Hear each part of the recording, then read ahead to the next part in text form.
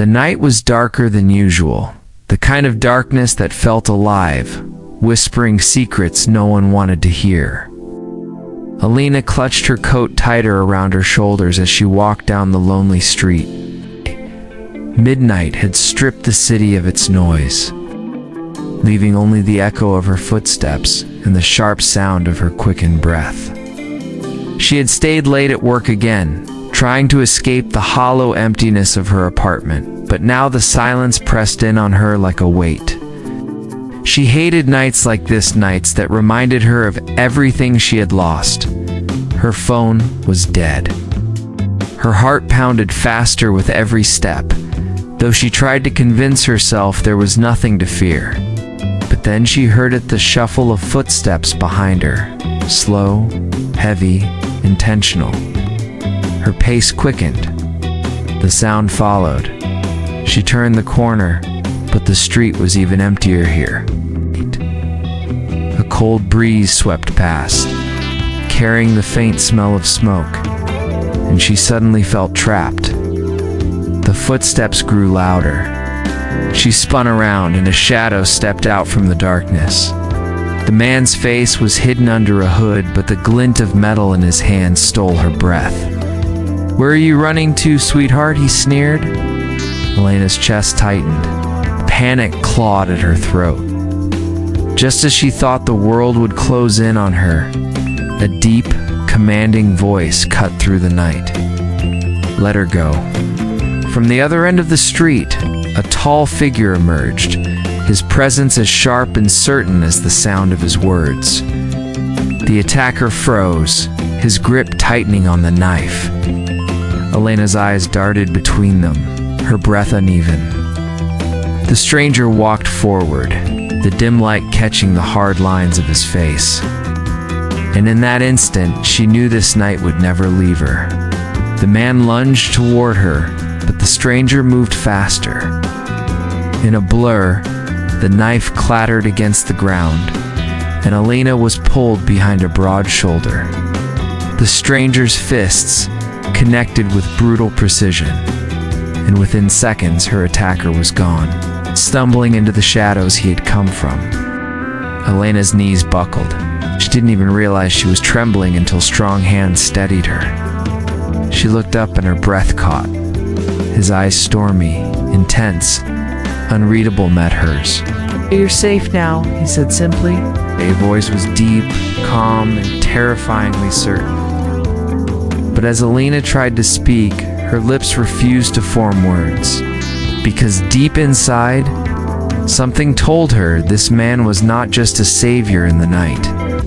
He was going to be the storm that unraveled her entire world. Sometimes the people who save you in the darkest moment are the very ones destined to change your life forever. Elena's hands were still shaking as she tried to steady her breath. The stranger released her slowly, his eyes scanning the shadows to make sure the danger was gone. Then, without a word, he bent down, picked up the knife, and tossed it into a nearby trash bin. "Are you hurt?" he asked, his voice steady but low, almost careful. Alina shook her head, though her knees wobbled. No, just shaken."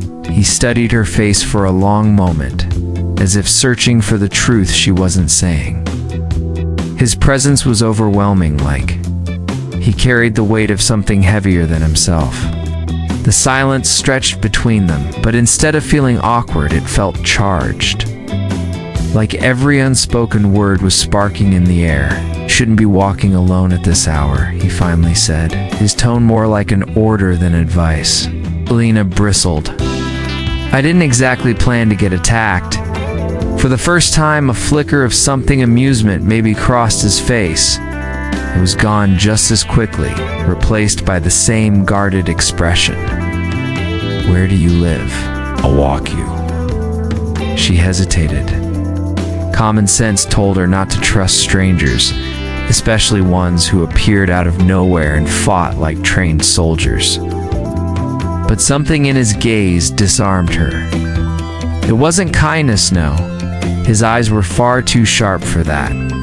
It was the raw certainty that he wouldn't let anything happen to her. "Down the block," she murmured. He walked beside her, his steps silent but strong.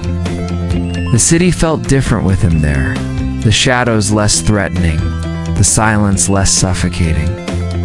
When they reached her building, she turned to thank him, but the words stuck in her throat. His eyes caught hers again, and for a heartbeat she forgot the world around them. "Stay safe," he said simply, turning to leave. "Wait." The words slipped out before she could stop herself. He paused, half in shadow, his broad frame still and unreadable. Elena's heart pounded. She didn't even know his name. Yet the thought of letting him vanish into the night sent a shiver down her spine. "Who are you?" she whispered. He looked at her for a long moment, the corners of his jaw tightening. Then, in a voice that sounded almost like a warning, he answered, "Someone you're better off forgetting." And just like that, he disappeared into the darkness. Lena stood frozen, her chest aching with questions she didn't dare ask. She had always believed life was predictable, days filled with routine, nights filled with loneliness. But after tonight, one thing was certain. Forgetting him was impossible. Because when a stranger saves your life at midnight, he doesn't just rescue your body, steals a piece of your soul. A single midnight encounter can haunt you forever, because some strangers refuse to stay strangers. The next morning, Elena tried to convince herself it had all been a dream. She brewed her coffee, opened the curtains, and told herself the world hadn't changed. But the truth was written all over her reflection, the restless eyes, the lingering tremor in her hands, and the ache of wondering where he had gone. She went about her day in silence, but every corner of the city seemed to echo with his presence. When a man brushed past her on the sidewalk, she almost flinched, hoping it might be him.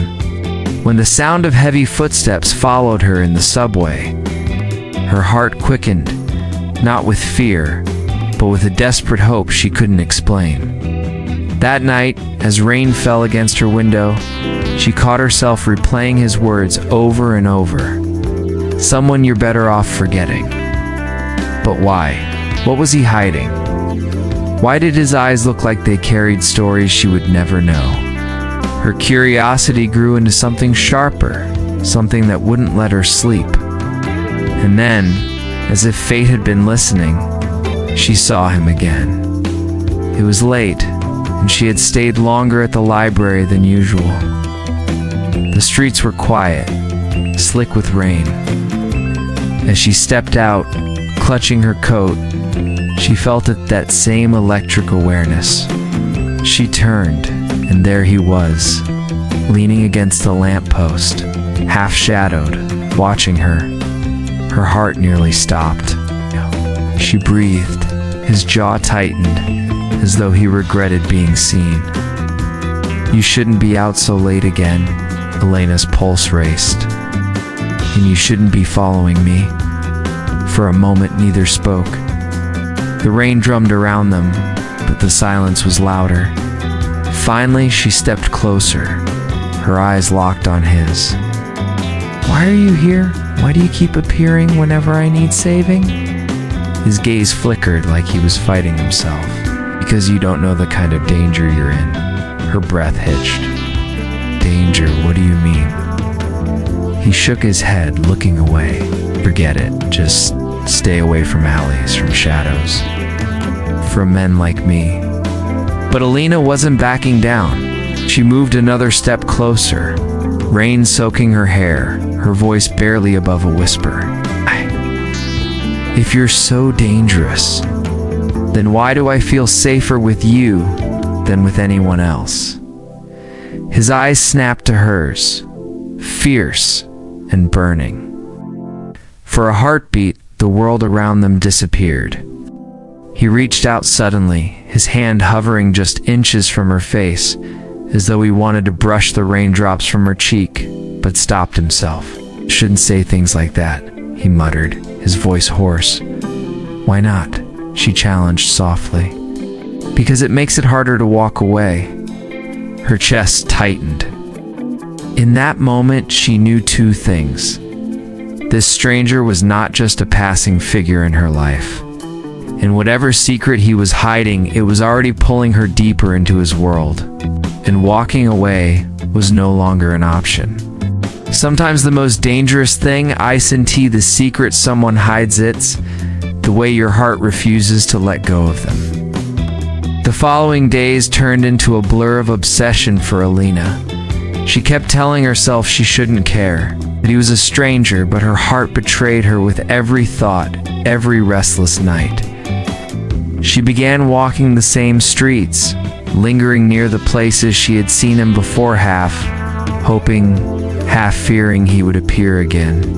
And then he did, this time in daylight. Alina was leaving a cafe, clutching her books when she spotted him across the street. No shadows, no midnight range, just him. And yet, he looked just as untouchable, his black jacket blending into the crowd, his eyes finding hers instantly as if he had been waiting for her. There, breath caught. But instead of avoiding her like before, he crossed the street. The world seemed to slow with every step he took. "You shouldn't be looking for me," he said when he reached her, his voice low but edged with something fear-longing. "I wasn't," Alina lied, her hands tightening on her books. He raised an eyebrow, as if he could see right through her. "And why does it feel like you've been chasing me?" She swallowed, heat rising in her cheeks. "Maybe because you've saved me twice. And people don't just forget something like that." For a moment, he didn't answer. Then he sighed, running a hand through his damp hair. "You're making this harder than it should be." "Harder for who?" she asked, stepping closer, her voice trembling but steady enough to reach him. His eyes darkened. "For me," the weight of his words pressed between them. And then, almost reluctantly, he added, "My name is Adrian." Her heart leapt. "A name? Finally, Alina," she whispered, offering hers like a secret. Something flickered in his gaze, a dangerous softness. Seemed to fight with himself before saying, "Alina, if you were smart, you'd walk away right now. Pretend you never saw me." "But I'm not walking away," she said firmly, her voice steady even though her pulse thundered. Adrian stared at her for a long moment, his jaw clenched, his fists tight at his sides. Then, almost against his will, he whispered, "You don't understand. The people I deal with. If they knew you even spoke to me, they'd use you to destroy me." Her breath hitched. "And what about me? What if it's already too late for me to pretend you don't exist?" For the first time, something broke in Adrian's expression. He looked at her like she was the very thing he had been running from, and yet the only thing he wanted to run toward. Before either could say another word, a car screeched nearby, a pair of men inside glaring at Adrian. He tensed instantly, his hand brushing against Elena's arm as if to shield her. "Go home," he ordered, his tone sharp, urgent. "Ow." But Alina knew, as fear gripped her chest, that she couldn't. Not anymore. Was already tangled in his world, whether he wanted it or not. And fate had only just begun its game. When danger knocks, love either hides or it chooses to fight. Alina didn't go home. She couldn't. Something in her soul told her that if she walked away from Adrian now, she would lose him forever. So she followed at a distance, her footsteps quick but careful. Her heart beating so loudly she was afraid it would give her away. Adrian walked fast, his shoulders tense, his eyes flicking to every corner, as if enemies were hiding in the shadows. He disappeared into an alley, and Alina, reckless with curiosity, stepped after him, only to freeze. Two men had cornered him. Adrian, one sneered, his accent thick, his knife glinting in the dim light. "You thought you could escape your debts?" Adrian's jaw tightened. "Tell your boss I don't owe him anything anymore." The second man laughed darkly. "You owe him your life, and maybe the girls too?" Alina gasped before she could stop herself. All eyes turned to her. "Run, Alina." Adrian's shout was sharp, commanding, but Alina didn't run. Instead, she stepped forward, her voice trembling but loud. "Leave him alone. He doesn't belong to you." The men exchanged smirks. "So this is the weakness we've heard about," one said, circling closer to her. Adrian lunged before they could touch her.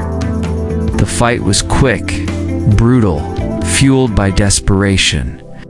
Fists, kicks, grunts, the alley echoed with the sound of survival.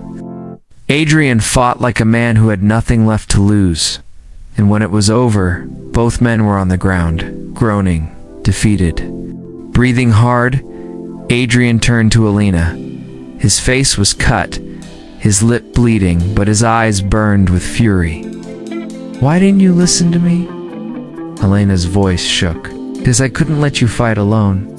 For a moment, his anger melted, replaced by something rawer, deeper. He stepped closer, his hands trembling as they cupped her face. "You're going to get yourself killed because of me." Her tears glistened, but her voice was steady. "Maybe you're worth the risk." And then, for the first time, Adrian kissed her. It wasn't soft, it wasn't careful. It was desperate, like he was pouring every fear, every secret, every forbidden longing into that moment. And Alina, breathless, kissed him back as if her world had been waiting for this. When they finally pulled apart, Adrian whispered against her lips, "I tried to stay away. God knows I tried. But you're the one thing I can't walk away from." Elena's heart thundered. She knew the danger wasn't over, that loving Adrian meant stepping into fire. But in that moment, she also knew one truth. She would rather burn with him than live a safe, empty life without him. And destiny had just sealed their fates together. Some love stories aren't written in safety. They're carved in fire, pain, and the choice to never let go. The kiss changed everything. Lena felt it in her bones. In her very soul, their lives were now entwined, no matter how much Adrian tried to resist it.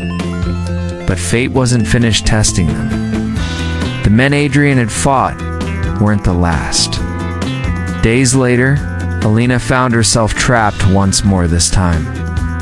Inside the burning warehouse where Adrian had been lured by his enemies, smoke filled her lungs, her cries echoing against the flames.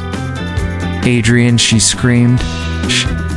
And then he was there, bursting through the fire like a warrior who refused to bow to fate. His eyes locked on hers, fierce with determination. "Come to me," he shouted, extending his hand. Her legs trembled, her dress catching sparks. But she pushed forward, stumbling into his arms. The moment their fingers touched, she felt her heart steady, as if his presence was enough to silence all fear. But the roof cracked above them. Flames rained down. Adrian shielded her with his body, groaning under the weight of falling debris. Still, he refused to let go. With a burst of strength, he pulled her through the smoke, breaking through the collapsing doorway until they stumbled into the cold night air. Alina coughed, clinging to him. Tears streaked her ash-stained face. You could have died for me." Adrian's lips pressed to her forehead, his voice raw with emotion. "Alina, don't you understand? My life stopped being mine the moment you walked into it.